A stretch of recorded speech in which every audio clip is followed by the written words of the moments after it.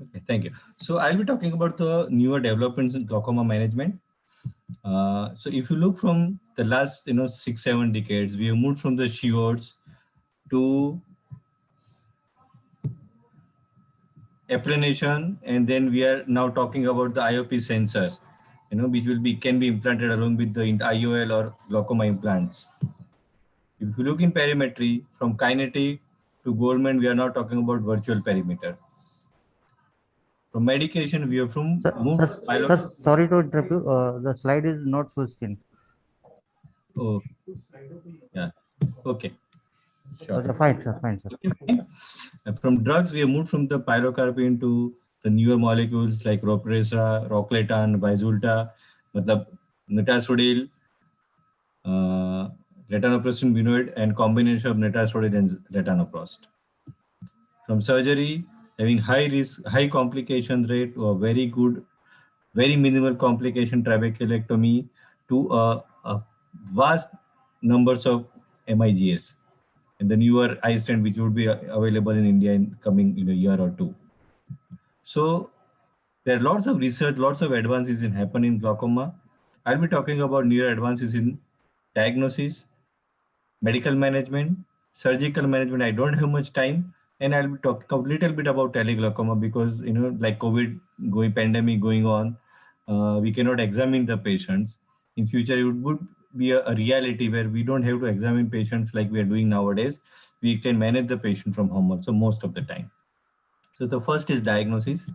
So the IOP, because the intraocular pressure measurement is very important aspect of glaucoma management. The trigger fish contact lens is available, which can be we can give overnight to the patient and measure diurnal, the nocturnal IOP. Though it doesn't measure IOP, we can get a fair idea. The newer devices like the implant. These are very small implants. It can be implanted along with the IOL for the continuous human monitoring. The human trials are underway, and hopefully we will have these kind of devices. Though it's limited because we can implant only with the intraocular lens or with the glaucoma drainage devices. So all patient we cannot monitor this, but at least in the patients who had surgery, we can implant and we can get a very good idea of 24 hours pressure. The perimetry, the 10 days to, there some research showed that 10 days to can pick up more glaucomatous point, the field effect, even in early glaucoma. So now we have 24 days 2C pattern where there are 10 point added extra in 24-2 in the near central fovea to pick up the early glaucoma. And this is one of the example you can see 24-2 having no field effect and 24 days 2 of C of same patient showing so much of field effect close to the near fixation. So this is the new advance which is now already we have in clinical practice. The compass perimetry is a scanning ophthalmoscope with the perimeter. So what we can do here, it machine has, of course, machine also has a more extra point for the central area like 24 days to see. It uses the ZEST technology, and you can superimpose along with the on the photograph. So you get an idea that on which retinal area, what is the retinal sensitivity, and this is how the printout looks, and this is comparison of the along with the Humphrey. So this is compass, this is perimetry. The virtual perimetry is going to be a new advance where we can do the perimetry even at the home. A patient doesn't have to do a cumbersome test like we are currently doing. The palm scan, this machine I have used, I had collected some data also, and I'll just show you one. So this patient had here the inferior close to fixation defect, very similar, not same. So, and we had collected around 20 patients, and the agreement was very good with the Humphrey and virtual perimeter. This is another Melbourne Rapid Field. So they also have threshold and supra threshold test and very good agreement with the Humphrey. The therapeutics, we have a vast number of research advances in last decade or two.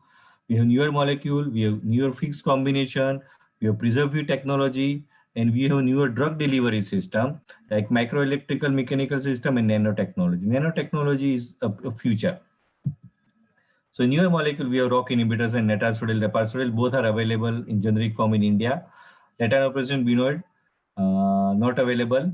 The combination of netasodil, latanoprost, not available so far in India. And there are newer drug which is under human trial, trabodesone and omidipine isopropyl.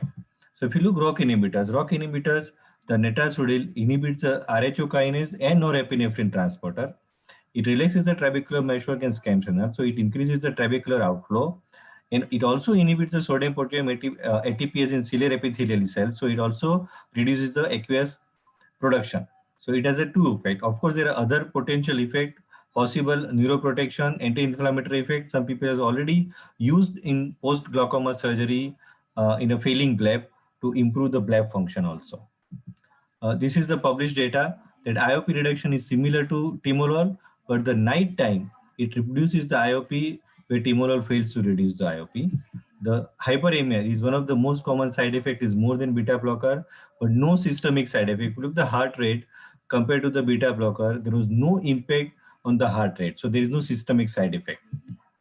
We have around 40 patients on netasudil and ripasudil. The IOP reduction was more in netasudil. We have not used as primary molecule. Usually we have used a third or fourth molecule.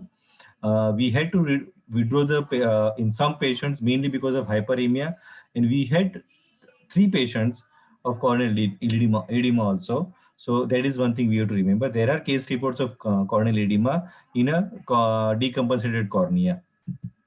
Latanoprost benoid is another nitric oxide synthetase, nitric oxide donating latanoprost. It has a, of course, IOP reduction. IOP reduction is little better than latanoprost.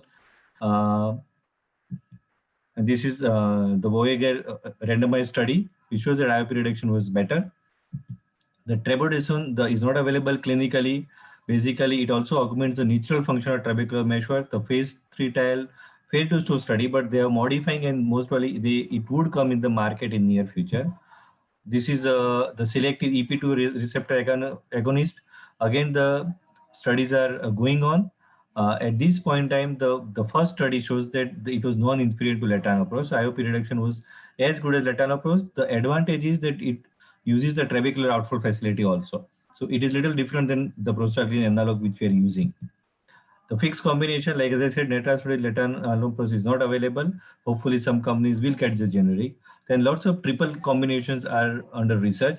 So hopefully the triple combination will reduce the BAK because 3 dropped in the same bottle, and it would have the less side effect and the better adherence. Then preservative-free unims, we have certain drugs unims, and the other is Novelia technology, which would from Indian perspective is a great thing because it's cheaper. We can give a bottle and it can last for a month, cheaper than the unims and no preservative. The other new thing, nanotechnology. The nanotechnology is the future. It's a convergence of science and engineering. So the advantage of nanotechnology is that we have a very small object. So what happens that they have a greater surface area to the volume ratio. So the effect would be significantly more than the regular particle. And there are various delivery systems. I'm not going to go in detail. We have nanoparticle, nanoemulsions, nanodiamond, nanocrystal, and so forth.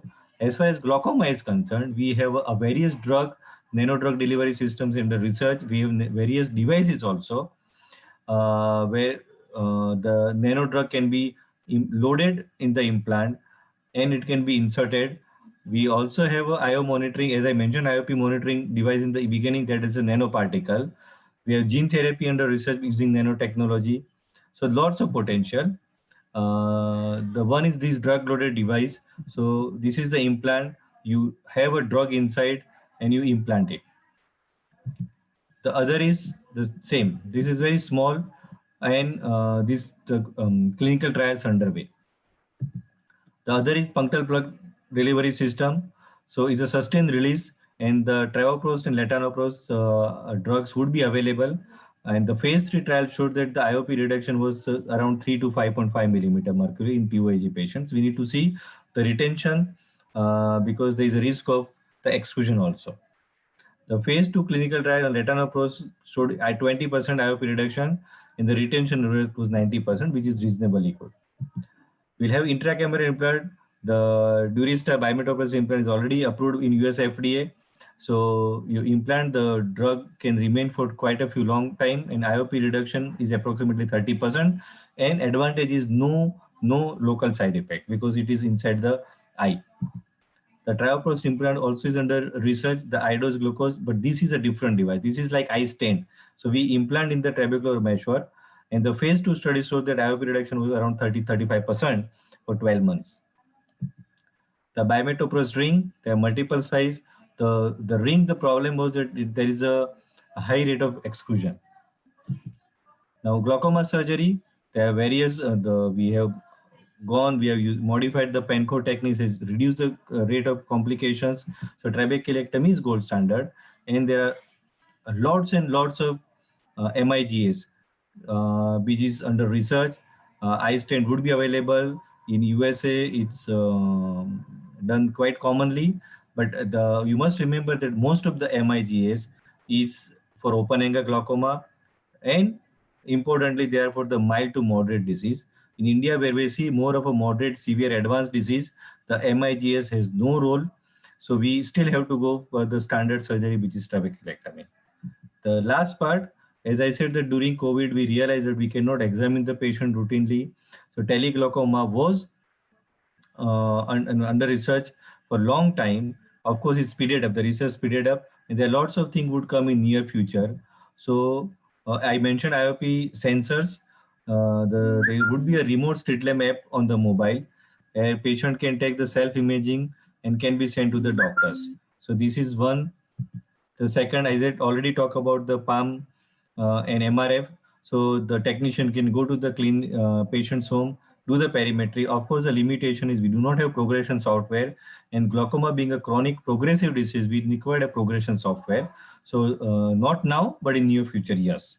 And there are a portable street lamp available. So this is developed by Duke University. This is developed by the MIMO OCT system. This is by the Notal Vision. They all are portable machine, and you can just take the technician take the machine to the patient's home, and they can do the OCT also. So it is like a true teleglaucoma. From IOP, vision also can be measured online.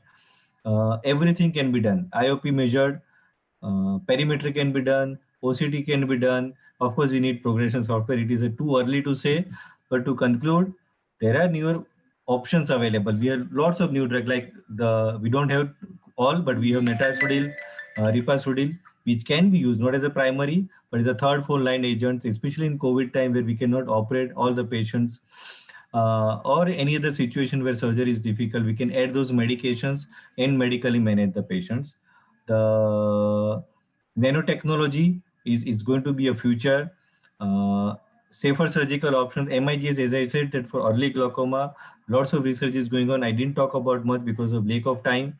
And the teleglaucoma. So these are the futures of glaucoma management, which we will see in coming decade or so. Thank you.